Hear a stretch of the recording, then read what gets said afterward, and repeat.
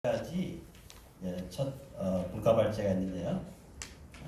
정말 지역교회가 중심이 돼서 사용하는 것과 더불어 또 우리가 260만이 넘는 이주 노동자들을 더 섬기기 위해서 결국은 전체 흩어져 있는 지역교회의 어떤 특별한 사역으로만 그 모든 사람들을 커버할 수 없을 것 같아요. 그래서 평신도로서 어떻게 이분들을 감당할까? 미션 마인디드 크리스찬이라고 해서 어떻게 흩어져 있는 그들을 전부 다 이웃 사람으로 해서 복음을 전할 수 있을지 오늘 이제 이 발제를 하시는 분은 그 부분에서도 대단한 모범이 되시고 성도들에게 보존이 되시는 그런 분일 것 같아요. 우리 대구에서 경산 외국인 센터를 책임지시고 사역하시는 우리 조신 기장님 나오셔서 저희들에게 발제하시게 돼. 이동환 강사는 시간을 잘 지정하셨습니다. 안녕하십니까. 반갑습니다.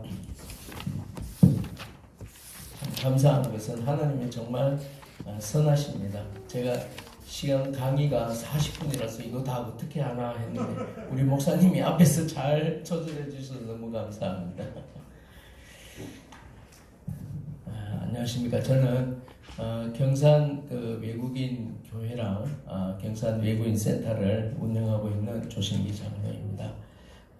지금 이 보시는 그림은 베드로가 환상 중에 본 것을 그려놓은 것인데 베드로가 깨끗이 않다고 생각한 것들을 하나님께서는 깨끗하게 한 것을 너희가 속되다 하지 말라는 말씀처럼 한국교회에 낯선 이방인들을 거부하지 말고 복음의 대상으로 성결한 것으로 잘 맞다고 생각합니다.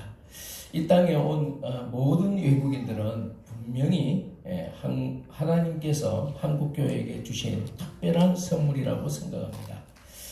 이주민 선교의 필요성에 대해서 준비한 것이니까 앞에 많이 말씀하셨지만 말씀드리겠습니다. 현재 우리나라의 이주민은 200여 개국에 250만 명이 국내에 체류하고 있으며 이 주민의 대부분은 그들의 국가에서 상위 10%에 들어가는 영향력 있는 엘리트층입니다. 여기서 우리가 깊이 살펴볼 것은 이들의 종교입니다. 이슬람, 힌두, 불교, 가톨릭, 또 하나의 공산주의. 이런 사항을 보고 이 땅에 들어온 외국인 근로자들은 포함한 이주민들은 자이든 타이든 한국교회와 많은 단체를 통해서 복음을 들을 수 있는 것입니다. 외국인 근로자들은 15개국에 약 30만 명이 산업전선에서 일하고 있고요. 그 다음에 결혼 이주자들은 한 15만 명, 유학생의 경우 한 18만 명, 27년도에는 30만 명에 이른다고 예상하고 있습니다. 우리가 한국에서 복음을 자유롭게 전할 수 있다는 것은 참 놀라운 일이고 엄청난 복이라고 생각합니다. 외국인 근로자뿐 아니라 결혼 이주민, 유학생들을 대상으로 선교의 필요성은 충분하다고 생각되어집니다. 이제 저희 얘기를 좀 드리겠습니다. 91년도에 제가 다니던 회사를 그만두고 대구에 있는 삼공단이라는 곳으로 회사를 이직하게 되었습니다. 이때가 저에게는 인생의 터닝 포인트임을 후에 알게 되었습니다. 회사 부근에 외국인 근로자들이 눈에 많이 띄었고 또 그들을 볼 때마다 가족을 떠나 먼 나라로 돈 벌려고 온 그들을 생각하면 차분한 마음도 들었고 가슴이 뜨거워짐을 느낄 수 있었습니다. 그러나 그때는 어찌할 수 없었던 게 언어도 통하지 않았고 당시에는 제가 할 수 있는 게 아무것도 없더라고요. 그러나 하나님께서는 차근차근 저를 준비시켜 주셨습니다. 어느 날 아내와 함께 몇 시간을 달려 경기도 어느 교회 집회에 참석하게 되었습니다. 이때만 해도 좀 영성이 많은 목사님을 또 이렇게 하신다는 얘기를 들으며 가서 기도도 받고 또 귀한 말씀도 듣고 이랬던 시절이 있지 않습니까? 그래서 그때 경기도의 어느 교회 기억은 안 납니다만 집회를 마치고 안수기도를 해주시는데 이런 말씀을 저한테 생판 처음 보는 저한테 대도시 근처에서 소외된 사람들을 위한 교회를 할 것이다 이렇게 말씀하시는 거예요. 그래서 참 경상도 말로 무슨 소리고 하면서 그냥 집으로 돌아왔었습니다. 근데 그러는 가운데 하나님께서는 정말 저도 알지 못하게 조금씩 이렇게 준비를 시켰었는데 2001년도에 제가 교회 장립 집사로 있는 그때에 참 희한하게도 갑자기 제가 이제 독립유공자의 자녀가 된 거예요. 그래서 이제 국가에서 그걸 이렇게 발견하시더라고요. 그래서 제가 갑자기 이제 학교를 다닐 수 있는 그런 기회가 저한테 그러면 내가 신학교를 가야 되겠다. 이래서 이제 지방신학 대신대학교 신학과를 무사히 졸업할 수 있었습니다. 그것도 학비도 전혀 무상으로 지원받게 되었습니다. 이듬해에 이제 다들 이제 한 학년을 하고 나면 한 2학년, 3학년 이럴 때는 저는 이제 편입을 했는데 3학년 때 1년을 하고 나면 또 전도사로 다 나가야 된대요. 그래서 할 수 없이 나갔습니다. 나갔는데 어디에 나갔냐면 대구 근처에 성주라는 곳에 교육전도사로 가서 이렇게 섬기게 되었습니다.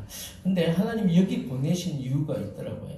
저는 시골이라면 다들 힘든 어떤 농사일을 많이 연상하게 되는데 거기 가보니까 이 조선 가정들이 많고요. 그 다음에 좀 도시에서 무슨 일이 있어서 피해온 사람들이 많이 있더라고요. 상처받은 분들이 굉장히 많더라고요. 그러면서 제가 시골은 그렇잖아요. 초, 중, 고등학교 청년부까지 제가 맡아서 했는데 그 아이들과 같이 얘기하고 이렇게 사역을 하다 보니까 정말 마음이 아픈 얘기가 많고 해서 정말 하나님께서 여기 보내신 이유가 좀 영혼들을 사랑하라는 마음 이런 걸 주시기 위해서 보내셨던 것 같더라고요. 그래서 한 2년 정도 사역을 하다가 이제 제가 옛날 그 생각이 나던 거예요. 내가 옛날에 외국인 사역에 대해서 그러니까 외국인들에 대한 마음이 있었는데 한번 수소문을 했습니다. 그러다 보니까 경산에 외국인 근로자들이 엄청 많다는 거예요. 그래서 정말 제가 경산에 저희 아내와 이렇게 가게 되는데 이것도 얘기하자면 굉장히 길어요. 가는 날 갈 때마다 저희 아내와 저는 거의 싸우질 않는데 갈 때마다 싸우다가 돌아오고 두 번을 했는데 결국 세 번째는 성공했습니다. 이게 제가 생각할 때는 사탄이 이걸 막았던 거거든요. 그래서 저희 아내와 같이 경산에 정말 버스 타면 한 1시간 걸리고요. 지금 이제 차로 가면 한 40분 정도 걸리는데 거기에 이제 무사히 가게 되었습니다. 가서 이렇게 봤더니 정말 물반 포기반이라고 외국인 근로자들 시장 안에 지금도 마찬가지입니다. 시장 안에 거의 외국인들만 다니더라고요. 그리고 그 경산시장에 외국인들이 없으면 거의 가게를 운영할 수 없을 정도로 지금도 외국인 근로자들이 많습니다. 그래서 이제 물론 그래서 둘이가 막 싸우다가 결국은 이제 이유도 없이 싸웠지만 이제 예쁜 쇼핑백을 준비해서 거기다 간식을 집어넣어서 이제 외국인들을 만나기 시작했습니다. 한 주도 빠지지 않고 계속 갔고 또 그러자 이 외국인들한테 이걸 전해주니까 이게 판매하는 건 줄 알고 나 안 사요 이러더라고요. 그래서 이게 파는 게 아니고 내가 외국인들 당신들을 좋아해서 이렇게 주는 거라고 이렇게 해서 매주마다 가다 보니까 어떤 포장마차 자리처럼 그렇게 자리를 차지하고 이 병원 앞에서 계속해서 외국인들을 만나는 그런 과정을 지냈습니다. 그렇게 이제 지나다 보니까 외국인들이 아는 체하고 또 저를 또 그 공장에 기숙사 데려가기도 하고 이러면서 이제 외국인들을 많이 알게 됐는데 제가 이제 가만히 생각해 보니까 이제 길에서 계속 이래 만날 때도 좋았는데 이게 덥거나 춥거나 또 아니면 비가 오거나 이럴 때는 조금 문제가 되더라고요. 그래서 제가 다니는 교회에다가 요청을 했습니다. 내가 외국인들을 좀 더 어떤 공간에 좀 이렇게 만날 수 있도록 좀 허락해 주면 좋겠다 하니까 교회에서 참 그때 당시에 보증금이 컸습니다. 20년 전이니까 5천만 원 이 정도의 보증금을 주시고 월세는 당신이 알아서 하라 해서 제가 이제 알아서 하면서 이제 사역을 시작하게 되었습니다. 그래서 외국인들이 이제 저희 센터로 오게 되었는데 올 때만 해도 참 좋았습니다. 많은 그때 당시만 해도 정말 여러 가지 제가 나라를 세워봤어요. 16개국의 친구들이 오더라고요. 그런데 이제 오고 난 다음에 거기서 이제 차를 마신 거 얘기를 하면서 어떤 얘기를 많이 듣냐면 이제 그들이 아픔을 많이 듣게 되는 겁니다. 그래서 야, 이게 참 돈 벌러 온 게 참 쉽지 않은데 와서 이런 아픔들이 있구나. 폭행을 당하고 또 뭐 병에 들고 또 근데 무엇보다도 가장 그거 한 게 정말 저도 저 새 아이를 이제 이렇게 공부시키러 뭐 이렇게 멀리 보내봤는데 그 심정을 알겠더라고요. 제일 그들이 아픔이 뭐냐면 결국은 이제 고국을 떠나서 가정을 두고 한국에 와서 그 가족이 큰 마음이 가장 크더라고요. 그래서 내가 많이 위로하고 어떻게 해줘야 되겠다는 생각 들었고요. 그리고 이제 또 암과 같은 뭐 이런 큰 질병들, 그리고 또 한번 까들이라는 친구 제가 잊어버리지 않습니다. 이 친구는 이 신부전증이라는 건 전 잘 몰랐는데 이게 때를 놓치면 이게 갑자기 사망하더라고요. 이게 이제 그런데 이 친구가 그걸 좀 돈을 아끼다 보고 이제 한 주를 미뤘는데 마침 그래도 몸이 좀 이상해서 가다가 병원 엘리베이터에서 이렇게 사망하는 일이 있었습니다. 참 그래서 시신도 인도해주고 또 제가 또 몇 년 후에는 또 제가 거기 다녀오기도 했는데 물론 남은 가족들은 잘 살고 있지만 참 본인은 참 초라한 무덤으로 이렇게 있더라고요. 참 아쉬운 점이 있었습니다. 어쨌든 이렇게 저희 부부는 하나하나 일을 좀 많이 풀어나가기 시작했고, 그리고 그때 당시만 해도 외국인 근로자 중에서 많은 사람들이 대부분이 저희 센터에 나온 사람들 반 이상이 불법 체류자이다 보니까 직접 뛰면서 일을 했습니다. 제가 이제 회사에 다니다 보니까 퇴근하고 나면 근로자들 방문하기도 하고 또 그들의 애로사항을 듣기도 하고 또 낮에는 좀 출장한다 하면서 또 좀 열심히 또 문제 해결을 하고 이렇게 오랜 시간이 지났습니다. 그런데 그때마다 정말 부족하지만 기도를 했는데 기도할 때마다 제가 아는 업체도 없는데 불구하고 외국인 근로자들하고 연결이 되고 저한테 정말 전혀 모르는 사장님이 전화와서 거기 외국인 센터에 일할 사람이 있느냐 이렇게 물어보시고 이러더라고요. 그래서 참 전 기적과 같은 얘기를 경험을 많이 했었습니다. 그래서 모든 그런 기도가 정말 문제의 모든 해결점이라는 것을 또 한번 제가 느끼게 되었습니다. 그래서 이제 예배를 세우게 되는데 왜 그러냐면 내가 정말 이 사람들을 사랑한다면 예배를 세워서 예수를 믿게 하는 것이 그걸 정말 사랑하는 것이 아니냐 이렇게 생각되어서 예배를 세우게 되었습니다. 먼저 영어 예배부터 세웠는데 그 영어 예배는 이게 한정이 있더라고요. 그래서 자기 나라 말로 이렇게 복음을 전하면 참 좋겠다 싶어서 이제 중국 예배부터 저희들이 섬기게 되었습니다. 그리고 베트남 예배도 세우고 네팔 예배도 이렇게 세우고 인도네시아와 방글라데시는 모슬렘이다 보니까 공장에 저희들이 찾아가서 복음을 전하기도 하고 얘기도 나누기도 하고 이렇게 했었습니다. 그리고 유학생 예배는 정말 교회의 분위기를 완전히 바꿔놓더라고요. 그래서 코로나 때는 좀 주춤했지만서도 유학생 수가 제가 처음 사회 가기 바로 전만 해도 4,000명밖에 안 들어왔는데 지금은 그래서 18만 명이 들어와 있다니까 얼마나 많이 들어와 있습니까? 그래서 이 지식적인 유학생들이 자기 나라로 돌아가서 그 미칠 영향을 생각하면 정말 지금 우리 참 금방 요 전에 발표하신 목사님 교회처럼 큰 교회든 작은 교회든 다들 모든 교회가 이 이주민 사역을 해야 된다고 저는 늘 주장하고 있습니다. 그리고 이제 오바마 대통령이 그 2013년도에 취임사에서 이런 얘기를 했습니다.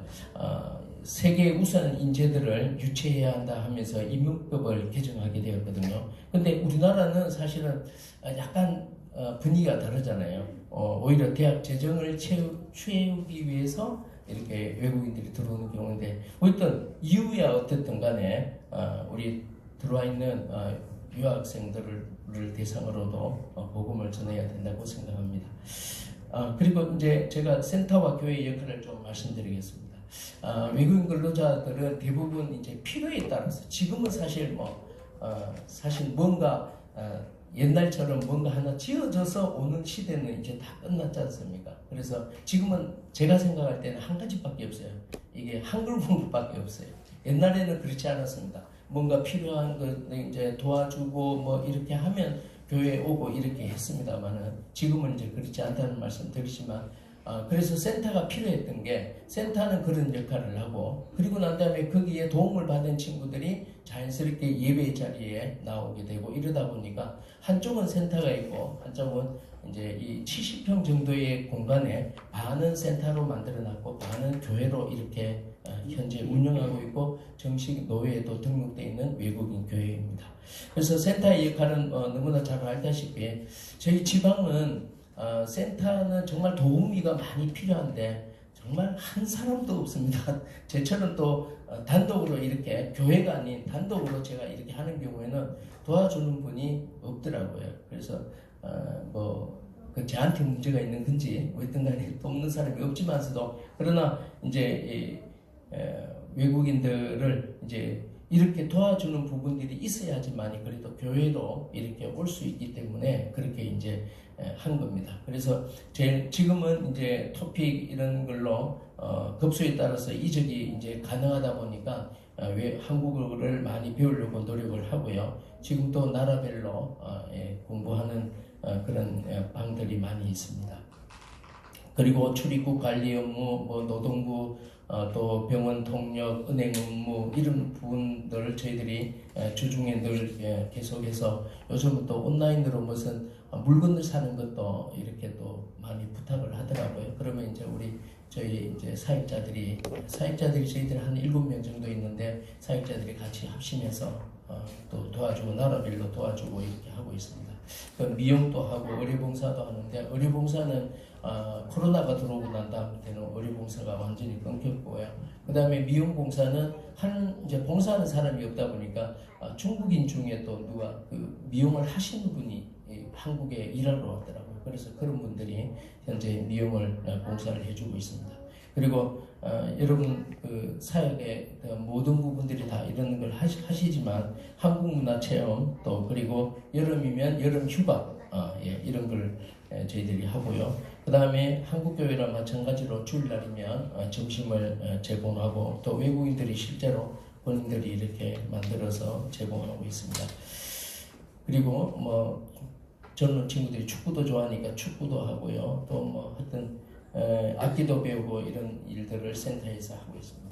그리고 교회의 역할은 중요한 것은 이제 외국인들을 공부를 시키고 또 수요 공부방도 있고 또 기숙사에 찾아가서 이슬람인 경우 1대1로 만나서 교제도 하고 또 신앙훈련과 같은 수련회도 하고 부활절, 성탄절 행사도 합니다. 또 귀국한 교우들을 저는 이제 이런 목표를 세워놨어요. 2년에 한 번 자국으로 저희들이 이제 현지로 가서 방문하고 신앙생활 잘 하고 있는지 확인도 하고 그렇게 하고 있습니다. 자, 이제 지금까지는 많이 하던 거고, 제가 이제 제 나름대로 어떤 이제 주장을 하면서 이런 비전을 가지고 있는 것은 이제 반드시 한국에 들어온 외국인 중에 사역자를 발굴해서 양성해서 재파송하는 겁니다. 그래서 참 지금까지 세월이 많이 지났지만서도 지금까지 2사람밖에 나오지는 않았습니다. 왜냐하면 이제 그들이 예수를 영접하고 세례받고 그러면서 또 여러 사람들이 사역을 하니 많이 이런 얘기를 많이 있었지만서도 그래도 그 중에 자발적으로 자기가 해보겠다 이렇게 한 사람은 베트남 레 전도사고, 그 다음에 한 사람은 네팔의 엄릿 목사님. 한국에서 2분 다 신학 대학원까지 제가 다 이제 우리 센터에서 다 시켰고요. 그 다음에 여기서 안수 다 받고, 그 다음에 전도사님은 여자 전도사님이니까 여기는 이제 강도권이 요번에 우리 총회에서 통과됐지만 어쨌든 이때는 목사 안수를 받을 수가 없어서 이렇게 재파송되었습니다. 그래서 지금도 서로 잘 교류하고 있고 또 많은 교회들을 개척하고 있고, 우리 레 전도사님은 이제 주일학교를 중심으로 사역하고 있습니다. 지금도 우리 중국 예배부에는 또 2분의 그 헌신자가 있는데 저는 이제 제 스타일이 이제 강요를 하고 그런 건 아니지 않습니까? 그래서 그분들이 스스로 내가 신학을 하겠다 이렇게 한 사람 지금 이제 준비되어서 아마 내년에는 신학교를 가지 않을까 싶습니다. 그러면 이제 저희들이 학교를 다 시켜주고 그 다음에 한국교회가 연결을 하든 아니면 자비량으로 가든 자기 나라에서 사역을 하는 그런 역할을 합니다. 저는 한국교회가 한 분의 선교사를 파송하기 위해서는 많은 비용과 현지 언어를 습득하기 위해서 오랜 시간이 걸리는 반면 외국인을 훈련 파송하게 되면 현지에 맞는 그 저렴한 경비와 언어 습득에 대한 그 시간을 줄일 수 있게 아주 효과적이라고 생각합니다. 이 땅에 들어온 외국인 수에 비하면 센터가 교회가 너무 부족한 것이 사실입니다. 센터가 기독교의 성격을 띠고 있으면 교회가 생기는 거고요. 그 다음에 카톨릭이면 카톨릭으로 되는 거고요. 또 센터가 이슬람이면 이슬람이 모스크가 세워지는 겁니다. 물론 우리 한국의 우리나라에도 서울 중앙사원이 있고 저희 대구만 해도 축구동에 모스크가 있고 진량에는 또 무설라가 있습니다. 바라건대 우리 방송으로 듣는 분도 마찬가지지만 오늘 세미나를 통해서 이주민을 섬기는 분들이 좀 많이 나오고 또 많은 교회에서 관심을 좀 가져주셨으면 좋겠습니다. 시간이 다 되기 때문에 제가 준비한 내용을 결론적으로 읽어드리고 마칠까 합니다. 현재 199개국에 250만 명의 이주민들을 놓고 보면 우리나라는 세계에서 가장 역동성 있는 선교 현장이라고 생각합니다. 대한민국이 열방이고 이는 분명 하나님이 한국교회에 주신 선물이자 특별한 기회라고 생각합니다. 그러나 아직도 국내 선교에 대한 인식이 턱없이 부족합니다. 이런 기회를 피부색이 다르다고 해서 가난한 나라라고 해서 수수방관한다면 그들이 가져온 이방신들이 자녀를 통해 세습될 것이고 우리나라의 인구가 줄어드는 만큼 이주민들은 증가할 것입니다. 그렇다면 이 땅에는 이방신들을 믿는 사람들이 지금보다 더욱더 많아질 것입니다. 저는 내 이웃을 사랑하라는 이 말씀을 본받아 이것이 가장 중요하다고 생각하고 정말 내 주위에 있는 사람들의 문화를 이해하고 사랑하고 섬겨야 합니다. 하나님께서 제게는 외국인 노동자들을 향한 마음을 주셨고 거기에 집중하고 있습니다. 하나님께서 주신 마음으로 맡겨진 일에 최선을 다하고 있는 그곳이 선교지이고 그 일을 감당한 자가 선교사가 아니겠습니까? 외국인들을 향한 선교 지금 늦은 것 같지만 늦었다고 절대 포기할 수 없는 우리의 중대 사명이라고 생각합니다. 시간이 다 돼서 마치겠습니다. 감사합니다.